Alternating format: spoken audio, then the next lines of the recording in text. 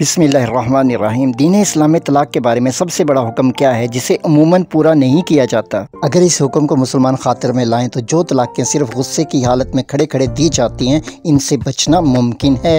हज़रत अब्दुल्ला बिन उमर रवायत करते हैं कि उन्होंने अपनी बीवी को तलाक दी जबकि वो हाइज़ा थी। उमर बिन ख़त्ताब ने यह वाक़या नबी पाक सल्लल्लाहु अलैहि वसल्लम के सामने बयान कर दिया, जिस पर आपने शदीद नाराज़गी का इजहार फरमाया और हुक्म दिया कि अब्दुल्ला बिन उमर इससे रजू करें और अपनी बीवी को अपने पास रखें यहाँ तक कि वो पाक हो जाएं और फिर दोबारा हैज़ का दौरानिया आए। जब इससे भी पाक हो जाएं और फिर अगर इन्हें तलाक देने की ख्वाहिश हो तो अपनी बीवी को जमा से कबल पाकी की हालत में तलाक दें। यही इद्दत है जिसका अल्लाह ताला ने हुक्म दिया है।